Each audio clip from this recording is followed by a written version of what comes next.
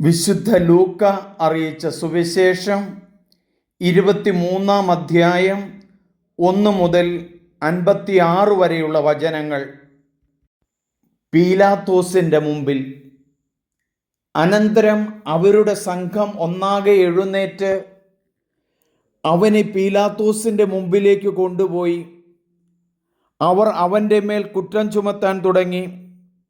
ഈ മനുഷ്യൻ ഞങ്ങളുടെ ജനത്തെ വഴിതെറ്റിക്കുകയും സീസറിന് നികുതി കൊടുക്കുന്നത് നിരോധിക്കുകയും താൻ രാജാവായ ക്രിസ്തുവാണെന്ന് അവകാശപ്പെടുകയും ചെയ്യുന്നതായി ഞങ്ങൾ കണ്ടിരിക്കുന്നു.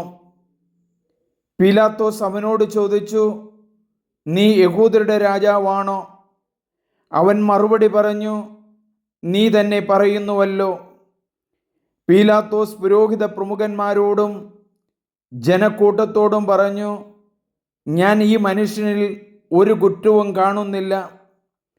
അവരാകട്ടെ നിർബന്ധപൂർവം പറഞ്ഞു, ഇവൻ ഗലീലിയ മുതൽ ഇവിടം വരെ യൂദായിലെങ്ങും പഠിപ്പിച്ചുകൊണ്ട് ജനത്തെ ഇളക്കി വിടുന്നു. ഹേറോദോസിൻ്റെ മുമ്പിൽ.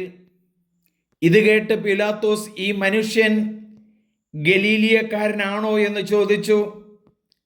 അവൻ ഹെറോദോസിൻ്റെ അധികാരത്തിൽപ്പെട്ടവനാണെന്നറിഞ്ഞപ്പോൾ പീലാത്തോസ് അവനെ അവൻ്റെ അടുത്തിലേക്ക് അയച്ചു. ആ ദിവസങ്ങളിൽ ഹെറോദോസ് ജെറൂസലേമിൽ ഉണ്ടായിരുന്നു. ഹെറോദോസ് യേശുവിനെ കണ്ടപ്പോൾ അത്യധികം സന്തോഷിച്ചു. എന്തെന്നാൽ അവൻ യേശുവിനെ പറ്റി കേട്ടിരുന്നതുകൊണ്ട് അവനെ കാണാൻ ആഗ്രഹിച്ചിരുന്നു. അവൻ ചെയ്യുന്ന ഏതെങ്കിലും ഒരു അത്ഭുതം കാണാമെന്ന് പ്രതീക്ഷിക്കുകയും ചെയ്തിരുന്നു. അതിനാൽ അവൻ പലതും അവനോട് ചോദിച്ചു, പക്ഷേ അവൻ ഒന്നിനും ഉത്തരം പറഞ്ഞില്ല. പ്രധാന പുരോഹിതന്മാരും നിയമജ്ഞരും അവൻ്റെ മേൽ ആവേശപൂർവ്വം കുറ്റം ചുമത്തിക്കൊണ്ട് ചുറ്റും നിന്നിരുന്നു. ഹെറോദോസ് പടയാളികളോട് ചേർന്ന് അവനോട് നിന്ദ്യമായി പെരുമാറുകയും അവനെ അധിക്ഷേപിക്കുകയും ചെയ്തു. അവൻ യേശുവിനെ പകിട്ടേറിയ വസ്ത്രം ധരിപ്പിച്ച് പീലാത്തോസിൻ്റെ അടുത്തേക്ക് തിരിച്ചയച്ചു. അന്നു മുതൽ ഹെറോദോസും പീലാത്തോസും പരസ്പരം സ്നേഹിതന്മാരായി. മുമ്പ് അവർ ശത്രുതയിലാണ് കഴിഞ്ഞിരുന്നത്. യേശുവിനെ വധിക്കുന്നു.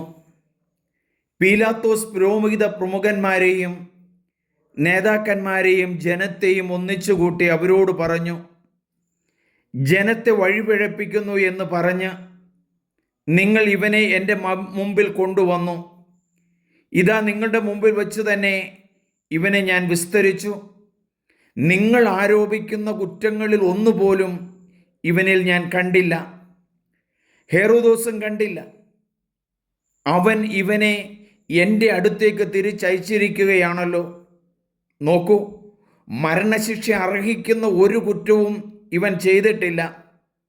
അതിനാൽ ഞാൻ ഇവനെ ചമ്മട്ടി കൊണ്ട് അടിപ്പിച്ച് വിട്ടയക്കും. അപ്പോൾ അവർ ഏകസ്വരത്തിൽ ആക്രോശിച്ചു, ഇവനെ കൊണ്ടുപോവുക, ബറാബാസിനെ ഞങ്ങൾക്ക് വിട്ടുതരിക. പട്ടണത്തിൽ നടന്ന കലാപത്തിനും കൊലപാതകത്തിനും കാരാഗൃഹത്തിൽ അടയ്ക്കപ്പെട്ടവനാണ് ബറാബാസ്. യേശുവിനെ വിട്ടയക്കണമെന്ന് ആഗ്രഹിച്ചുകൊണ്ട് പീലാത്തോസ് ഒരിക്കൽ കൂടി അവരോട് സംസാരിച്ചു. അവരാകട്ടെ ക്രൂശിക്കുക, അവനെ ക്രൂശിക്കുക എന്ന് പറഞ്ഞ് കൊണ്ടിരുന്നു. പീലാത്തോസ് 3-ാം പ്രാവശ്യവും അവരോട് ചോദിച്ചു, അവൻ എന്ത് തിന്മയാണ് പ്രവർത്തിച്ചത്? വധശിക്ഷ അർഹിക്കുന്ന ഒരു കുറ്റവും ഞാൻ അവനിൽ കണ്ടില്ല. അതുകൊണ്ട് ഞാൻ അവനെ ചമ്മട്ടി കൊണ്ട് അടിപ്പിച്ചിട്ട് വിട്ടയക്കും. അവനെ ക്രൂശിക്കണമെന്ന് അവർ നിർബന്ധപൂർവം ഉച്ചത്തിൽ വിളിച്ചു പറഞ്ഞുകൊണ്ടിരുന്നു. അവസാനം അവരുടെ നിർബന്ധം തന്നെ വിജയിച്ചു. അവർ ആവശ്യപ്പെട്ടത് അനുസരിച്ച് കൊടുക്കുവാൻ പീലാത്തോസ് തീരുമാനിച്ചു. അവർ ആവശ്യപ്പെട്ട മനുഷ്യനെ, കലാപത്തിനും കൊലപാതകത്തിനും കാരാഗൃഹത്തിൽ അയക്കപ്പെട്ടിരുന്നവനെ അവൻ വിട്ടയക്കുകയും യേശുവിനെ അവരുടെ ഇംഗിതത്തിന് ഏൽപ്പിച്ചു കൊടുക്കുകയും ചെയ്തു. യേശുവിനെ കുരിശിൽ തറയ്ക്കുന്നു.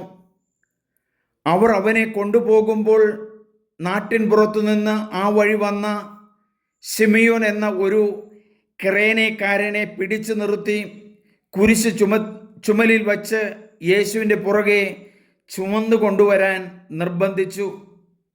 ഒരു വലിയ ജനക്കൂട്ടവും കരയുകയും മുറവിളി കൂട്ടുകയും ചെയ്തിരുന്ന സ്ത്രീകളും സമൂഹവും യേശുവിൻ്റെ പിന്നാലെ പോയിരുന്നു. അവരുടെ നേരെ തിരിഞ്ഞ് യേശു പറഞ്ഞു, ജെറൂസലേം പുത്രിമാരെ, എന്നെ പ്രതി നിങ്ങൾ കരയേണ്ട.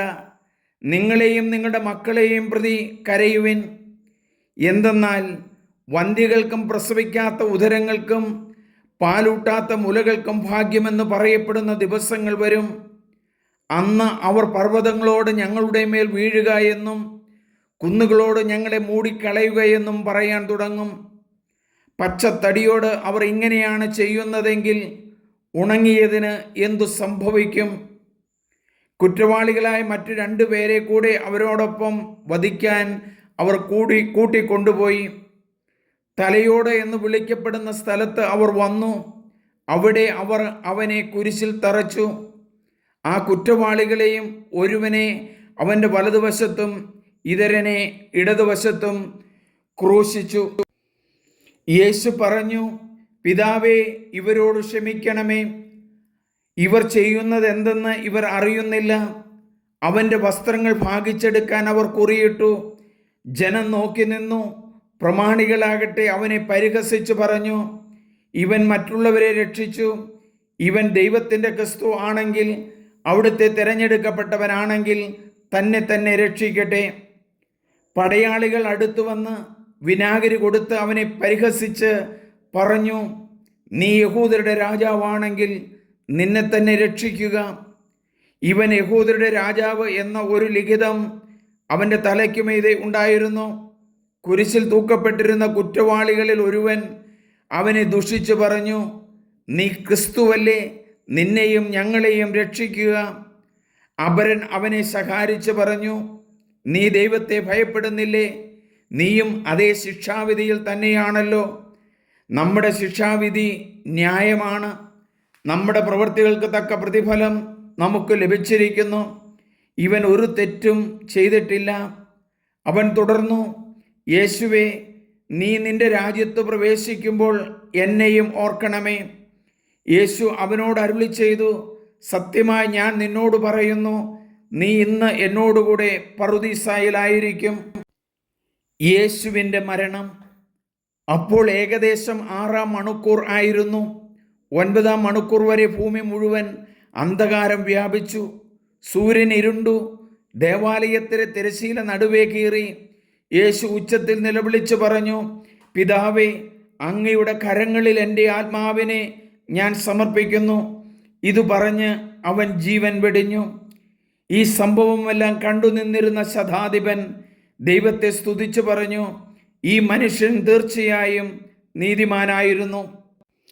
കാഴ്ച കാണാൻ കൂടിയിരുന്ന ജനക്കൂട്ടം ഇതെല്ലാം കണ്ട് മാറത്തടിച്ചുകൊണ്ട് തിരിച്ചുപോയി. അവൻ്റെ പരിചയക്കാരും ഗലീലയായിൽ നിന്ന് അവനെ അനുഗമിച്ചിരുന്ന സ്ത്രീകളും അകലെ ഇതെല്ലാം കണ്ടുകൊണ്ട് നിന്നിരുന്നു. യേശുവിനെ സംസ്കരിക്കുന്നു. യഹൂദരുടെ ഒരു പട്ടണമായ അരിമത്തിയായിൽ നിന്നുള്ള ജോസഫ് എന്നൊരുവൻ അവിടെ ഉണ്ടായിരുന്നു.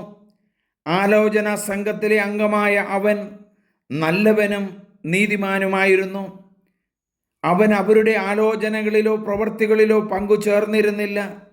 ദൈവരാജ്യം പ്രതീക്ഷിച്ചിരിക്കുകയായിരുന്നു. അവൻ പീലാത്തോസിൻ്റെ അടുത്തെത്തി യേശുവിൻ്റെ ശരീരം ചോദിച്ചു.